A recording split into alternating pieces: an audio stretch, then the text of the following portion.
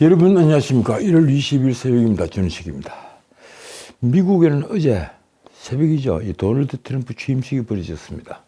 트럼프 취임식에는 국내 정재계 인사 여러 명이 초청이 됐는데 조현동 주미대사만 메인 행사장에 들어갈 수 있었습니다. 취임식장이 북극 한파로 영하권으로 떨어지면서 의회 중앙홀로 장소가 바뀐 때문입니다. 한 600명 정도 수용할 수 있다 그러죠.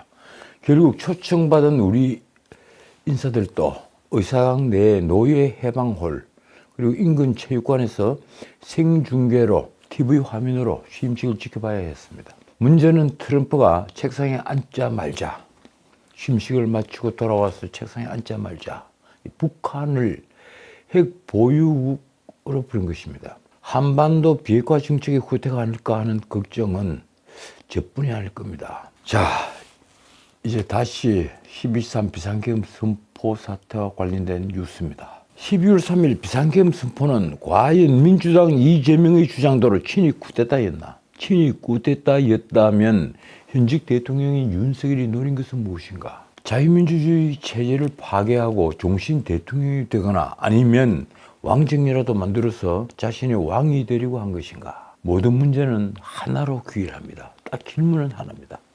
민주당과 이재명이 윤석열 대통령을 끌어내리는 준비된 트랩을 실행하면서 등장한 문제는 바로 결국 하나라는 겁니다.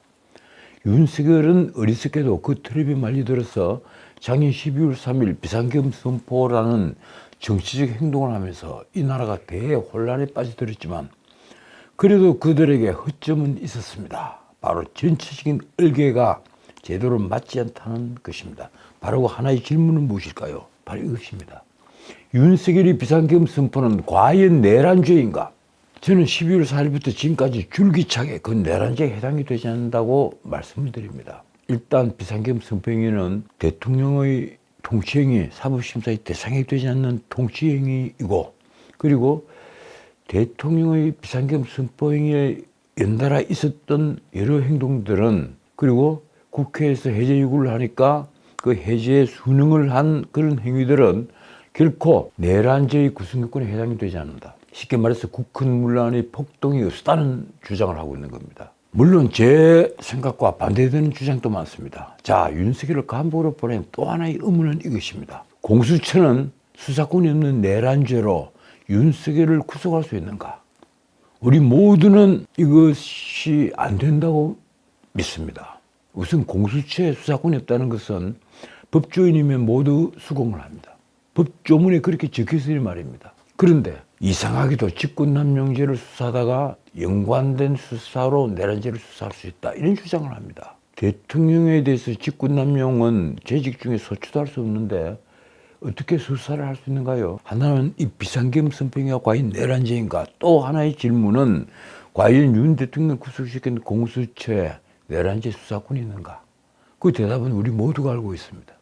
앞으로도 계속될 바로 이 두 가지 질문에 대한 정답은 방금 말씀드렸다시피 너무 뻔합니다. 비상계엄 선포 행위만으로 내란죄가 될 수는 없다.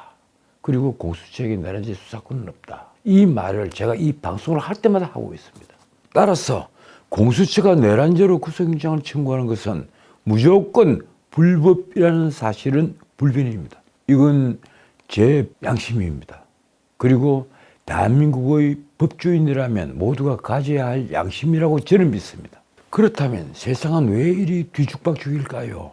내일 지구가 깨어져도 오늘 정의를 바로 세워야 한다면 적어도 내란죄 수사권이 없는 공수처가 윤 대통령을 내란죄로 구속시키는 것은 그 자체로 헌정문란의 내란이 될 수 있다는 점을 분명히 해야 합니다. 공수처가 내란죄의 주범이 될 수 있다는 겁니다. 참으로 기가 막힌 것은 그런 공수처가 윤 대통령이 수사를 거부한다고 해서 서울구치소로 출동을 해서 윤 대통령을 강제로 끌고 가겠다라고 나선 것입니다. 어제는 헌법재판소에서 나온 윤 대통령이 경북궁 옆 지구병원에 간 것도 모르고 다시 윤 대통령을 인치하겠다고 구치소로 검사들이 달려갔다고 합니다. 과연 공수처는 수사를 거부하는 현직 대통령을 무슨 권한으로 인치를 하겠다고 나선 걸까요? 말은 그렇게 합니다. 2013년에 대법원 판례가 있다. 저는 찾지 못했습니다.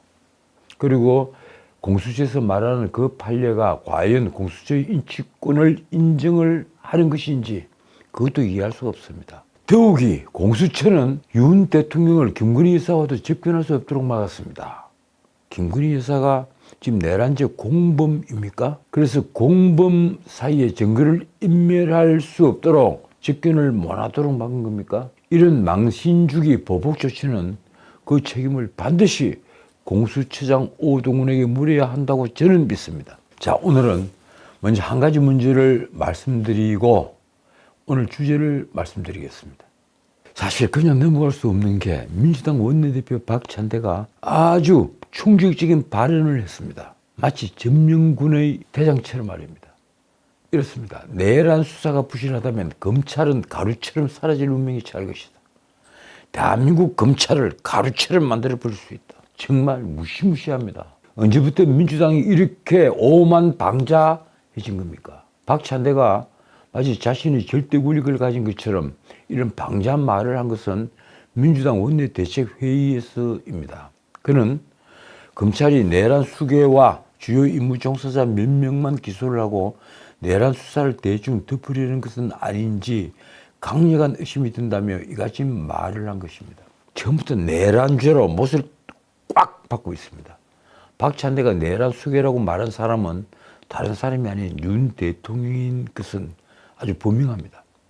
박찬대는 김성훈 대통령 경호처 차장과 이광우 경호본부장에 대한 구속영장을 검찰이 경찰에게 반려한 것을 문제 삼았습니다.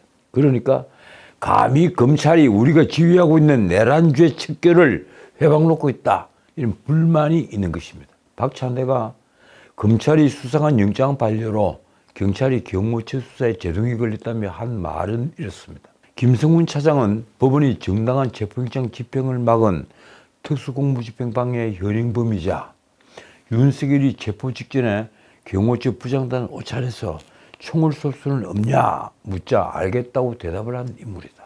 김 차장과 유광우 본부장은 경찰 조사에 출석을 하면서 휴대전화를 갖고 오지 않은 꼼수를 부렸다. 자, 그런데 총을 쏠 수 없느냐 이렇게 물었다는 그 진술의 증거는 어디에 있는 겁니까? 저는 정말 궁금합니다. 수사 검사도 아닌 박찬대가 어떻게 그렇게 사실관계를 확증해서 말을 할 수 있을까요? 어쨌든 그러면서 박찬대는 중대한 혐의를 받고 있고 증거인멸과 경호처 직원에 대한 보복 가능성까지 있는데도 구속영장 신청을 반려한 상황이라고 했습니다. 그러면서 이를 내란 특검 필요성과 연결을 시켰습니다. 검찰이 이해할 수 없는 행태가 내란 특검이 필요한 이유를 설명해 준다. 박찬대는 내란 특검 합의를 요구하는 최상목까지 반민주적 폭거라고 물고 들어갔습니다. 최상목 권한대행이 외환행위와 내란 선전 선동죄를 빼자는 국민의힘 요구를 대폭 수용한 특검법을 거부를 하면서 무조건 여야 합의만 요구하는 것은 국회 입법권에 대한 심각한 침해이자 반민주적 폭거다. 글쎄요, 국민의힘 요구를 대폭 수용했다는 그 민주당의 수정안, 거기에 대해서는 제가 다음 기회에 다시 말씀을 드리겠습니다. 결국 박찬대 요구는 이것입니다.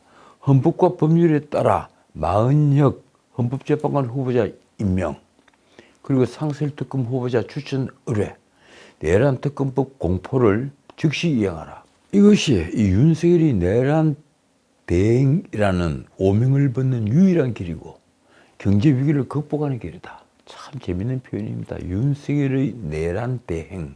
과연 이런 말에 박찬대는 책임을 질 수 있을까요?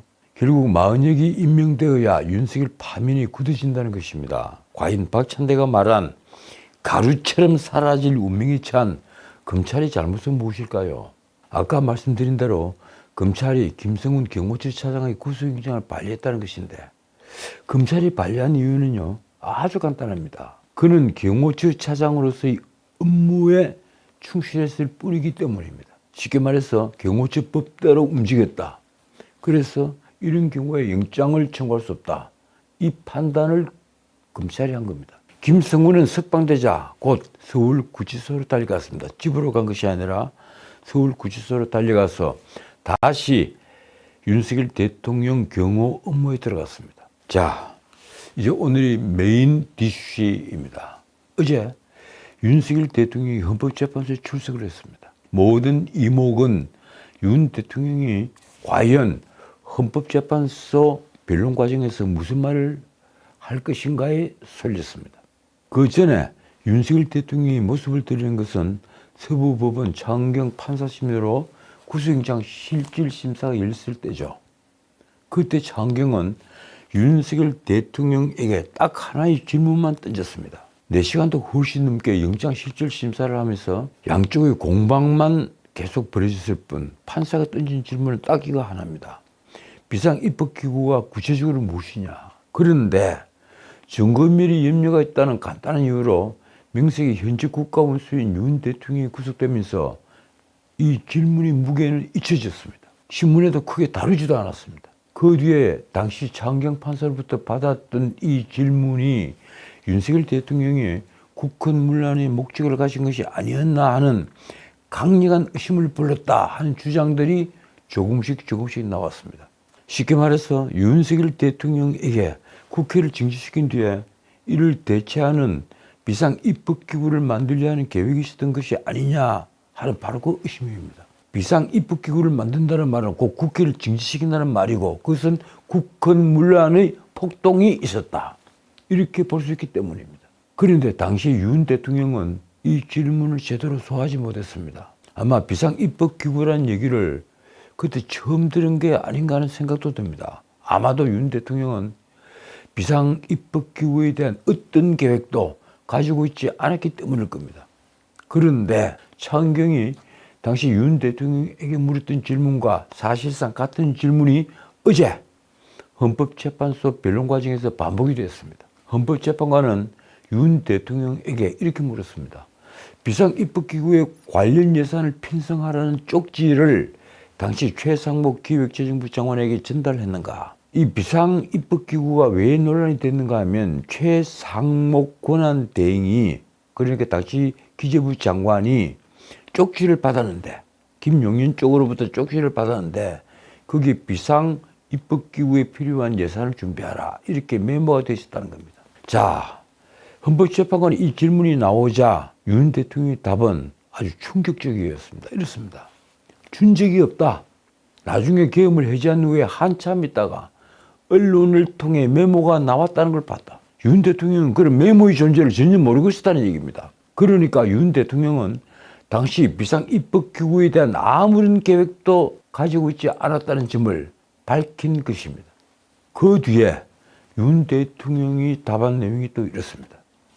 이 쪽지를 만들 수 있는 사람은 김용현 전 국방부 장관밖에 없는데 김용현 전 장관이 그때 구속이 돼 있어서 확인을 못했다. 윤 대통령은 그런 쪽지가 있었다는 사실을 나중에 알고 김용현에게 확인을 해야만 하는데 김용현은 이미 그때 구속이 됐다. 이 얘기를 하고 있는 겁니다. 그러자 문영배 권한대행이 다시 이 질문을 했습니다. 이진우 전 수도방위 사령관, 곽종건 전 특수전 사령관에게 계엄 해제 결의를 위해 국회에 모인 국회의원들을 끌어내라고 지시한 적이 있느냐. 곽종건이 먼저 그런 진술을 했고 그리고 뒤따라서 이진우도 아주 비슷한 진술을 했습니다. 거의 표현이 비슷합니다. 문을 부수고서라도 국회의원들을 끌어내라. 이 비슷한 취지입니다.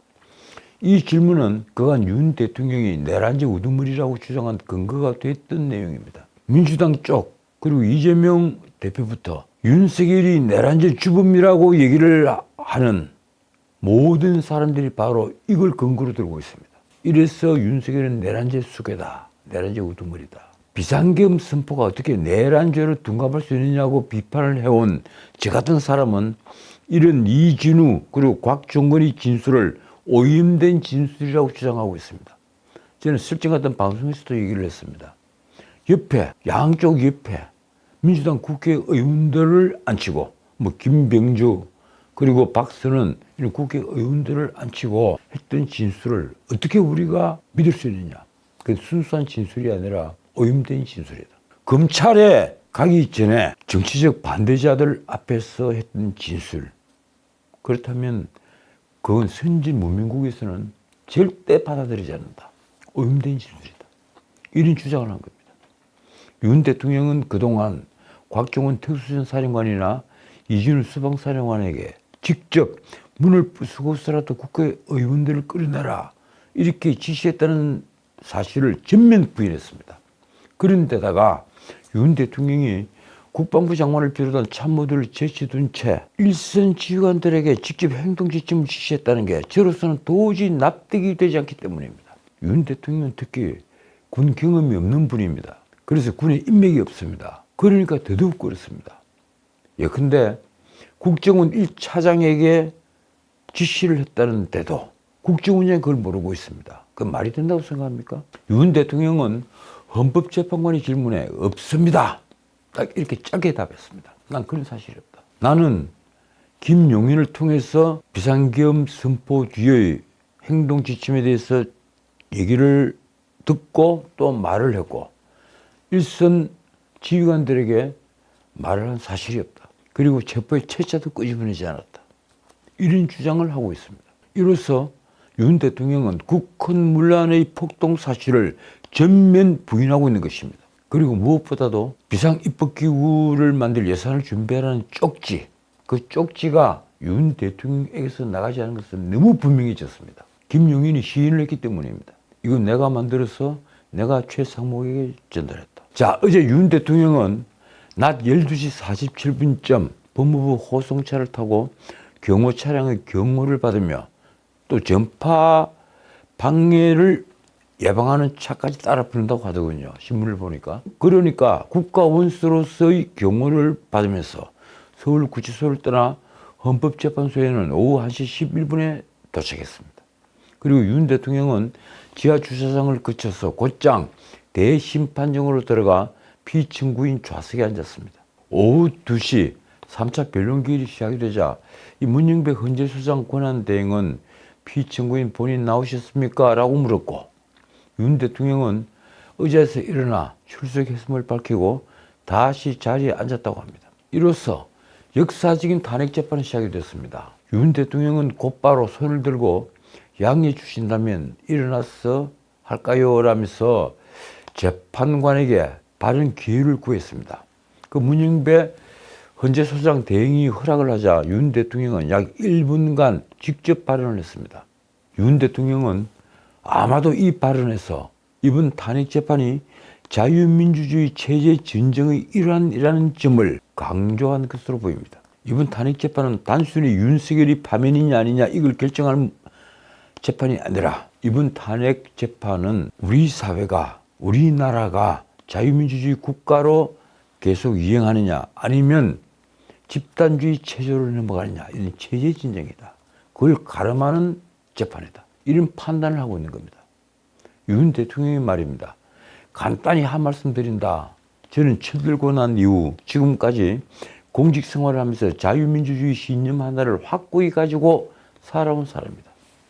아마 이 말은 진실일 겁니다. 윤 대통령의 아버지 윤기중 씨가 바로 시카고 학파 출신 경제학자이기 때문에 그렇습니다. 그러면서 윤 대통령은 헌법재판소도 헌법수호를 위해 존재하는 기관인 만큼 재판관님들에게 여러모로 잘 살펴주시기를 부탁한다. 이렇게도 말을 했습니다. 자, 윤 대통령이 이날 진술, 비상입법기구 설치를 지시한 적도 그리고 국회의원들을 막으려 한 적도 없다. 이 진술은 국회 측과 검찰 공수처의 주장을 일축한 것으로 앞으로 엄청난 파장을 일으킬 것입니다. 이 말대로라면 문자 그대로 대통령의 고도의 통치행인 비상계엄 선포행위가 설사 그 요건의 일부 부합되지 않더라도 내란죄로 몰아가는 것은 말이 되지 않기 때문입니다. 자, 다시 한번 재판관이 문답을 환기하면 이렇습니다. 비상입법기구 관련 예산을 편성하라는 쪽지를 당시 최상목 기획재정부 장관에게 전달했는가? 윤 대통령의 답은 이렇습니다. 준 적이 없다. 나중에 계엄을 해제한 후에 한참 있다가 언론을 통해 메모가 나왔다는 걸 봤다. 이 쪽지를 만들 수 있는 사람은 김용현 전 국방부 장관밖에 없는데 김 전 장관이 그때 구속돼 있어서 확인을 못했다. 실제 김용현은 그 쪽지는 자신이 적은 것으로 윤 대통령은 모르는 것이라고 진술을 한 것으로 알려져 있습니다. 자, 그렇다면 공수처는 무슨 근거로 윤석열 대통령 구속영장 실질심사 당시 윤 대통령이 그 쪽지 존재를 안 것처럼 주장을 했을까요? 그렇게 주장을 했으니까 차은경 판사가 윤 대통령에게 물었겠죠. 그 쪽지를 작성한 김용현이 부인을 했는데도 말입니다. 만약 공수처가 비상계엄 선포 행위를 내란죄로 몰아갈 심산으로 증거를 만들 계획 아래 윤 대통령이 그 쪽지의 존재를 알았다고 몰아간 것이라면, 만약 그렇다면 사건을 조작한 중범죄를 저지른 게 됩니다. 실체적 진실을 파헤쳐야 할 책임이 있는 수사기관이 자신들이 목적 아래 한쪽으로 치우친 결과를 얻기 위해서 사건 전체를 조작을 한다. 그리고 증거를 조작한다. 이게 말이 되는 것입니까? 오동근은 이에 대한 명확한 답변을 해야 합니다. 이 사실과 함께 어제 헌법재판소에서 문영배가 물었던 또 하나의 질문. 자, 이진우 수방사령관, 곽종훈 특수전 사령관에게 계엄 해제 결의를 위해서 국회에 모여있는 국회의원들을 끌어내라고 지시한 적이 있느냐. 이 질문에 윤 대통령은 없습니다 라며 부인한 사실은 이번 국회가 만든 내란죄 의계를 와해시키는 아주 중요한 답변입니다. 만약 누군가가 곽종훈과 이진우 등의 진술을 오염을 시켰다면 그자야말로 자유민주주의 체제의 전복을 노리고 있는 내란죄의 원흉일 것입니다. 이 진술이 사실인가 여부는 그래서 반드시 끝까지 파헤쳐야만 합니다. 자, 한편 이날 헌법재판소에서는 국회 측 요청으로 제시가 됐던 국회와 선거관리위원회 등 계엄 당일 폐쇄회로 CCTV 영상을 재생을 했습니다. 그 영상은 군인들이 선관위에 강제로 진입했다는 것을 증명하려는 의도로 보입니다. 그런데 영상을 모두 본 윤 대통령은 군인들이 지금 청사에 진입을 했는데 직원들이 좀 저항을 하니까 스스로 다시 나오지 않았느냐라며 항변을 했습니다. 말하자면 강제 진입이 아니었다는 얘기입니다. 윤 대통령은 또 국회 측에서 계엄 해제 의기를 방해했다고 주장을 계속하자 이렇게 말했습니다. 국회의 의기를 방해했다는 얘기를 자꾸 국회 측에서 하는데 계엄 때 제가 군을 투입해서 방해를 했다고 한다면 그걸로 계엄 해제 요구를 못하고 계엄이 쭉 그냥 가는 것이냐? 저는 그렇지 않다고 봅니다. 그러면서 아주 뼈있는 답변을 내놓았습니다. 대한민국에서 국회와 언론은 대통령보다 훨씬 강한 초갑이다. 제가 무리를 해서 계엄 해제 의기를 못하게 한다고 해도 국회가 아닌 다른 장소에서 할 수 있다. 사실 190명 국회의원들이 모여서 비상계엄 해제 요구 결의를 했을 때 어떤 방해도 받지 않았습니다. 우리 모두는 생방송으로 그것을 목격했습니다. 그런데 왜 국회 측은 윤 대통령 쪽이 비상계엄 해제 요구 결의를 못하도록 국회를 마비시키려 들었다고 주장을 하는 것일까요? 저는 정말 이해할 수가 없습니다. 윤 대통령은 또 이번 계엄 선포의 정당성을 위해 부정선거 주장을 펼치고 있다는 주장에 대해서는 이렇게 대답을 했습니다. 이것도 아주 중요합니다. 많은 사람들이 아직도 이 부정선거에 대해서 의심을 하고 있고 윤 대통령이 무엇인가 부정선거에 대해서 증거를 찾은 것이 아니냐 이런 생각을 하고 있기 때문입니다. 자, 윤 대통령의 얘기입니다. 계엄 선포 전에 여러 가지 선거 공정성에 대한 신뢰 의문이 드는 것들이 있었다. 음모론을 제기하는 게 아니라 팩트 확인 차원이었다. 그랬죠. 총 투표자 수와 그리고 유권자 수가 다르다. 유권자 수보다 많은 투표자 수가 나왔다. 이런 등등. 저도 그런 내용을 쭉 들었습니다만 어떤 근거도 저는 찾지를 못했습니다. 그래서 저는 그 문제에 있어서는 아주 중립적인 태도를 가지고 있습니다.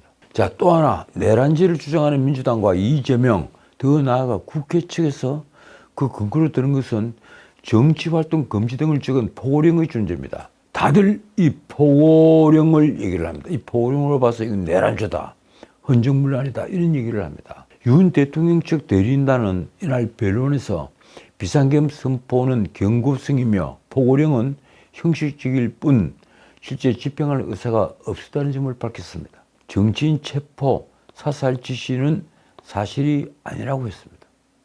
윤 대통령 측의 표현이 이렇습니다.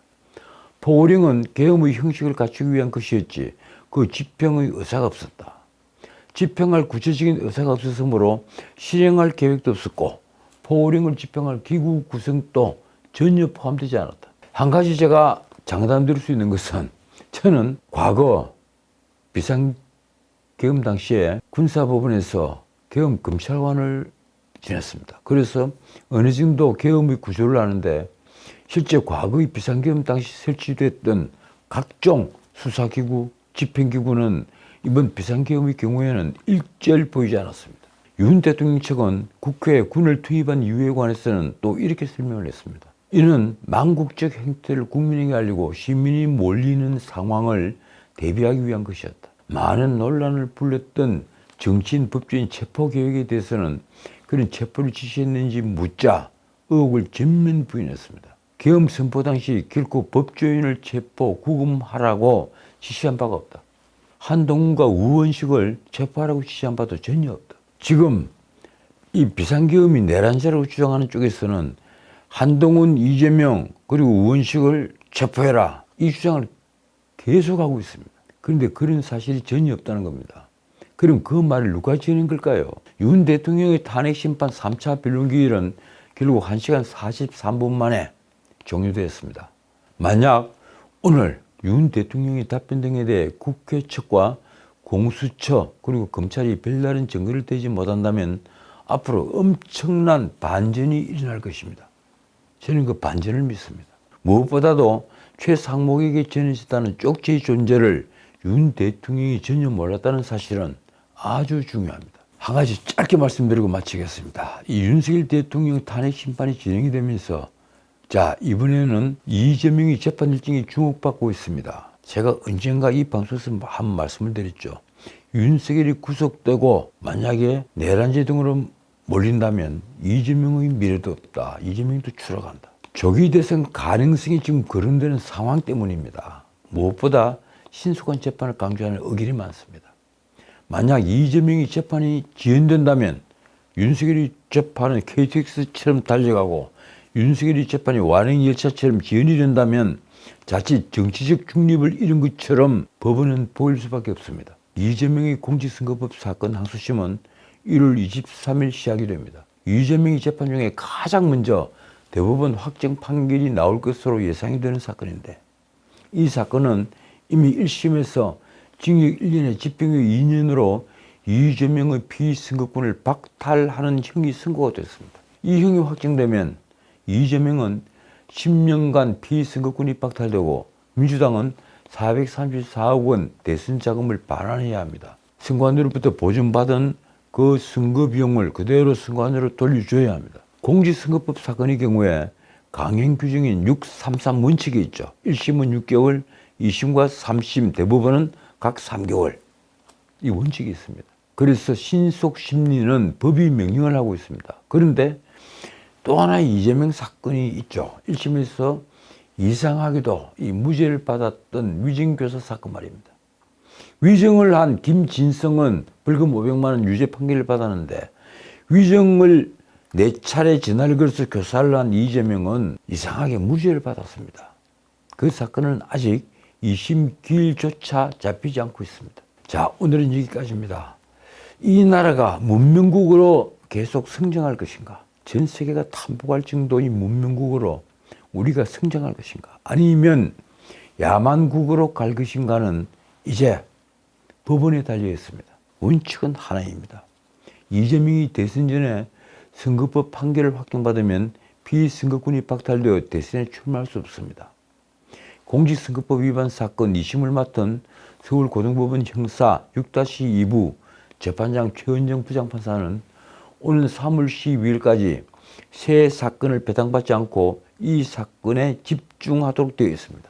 언론은 법과 원칙에 따를 수 있는 재판부의 용기가 필요할 것이라고 말했습니다. 사법부의 신뢰 회복은 이재명 사건이 어떻게 되는가에 달려 있습니다. 저는 정의를 믿습니다. 지금까지 전우식이었습니다.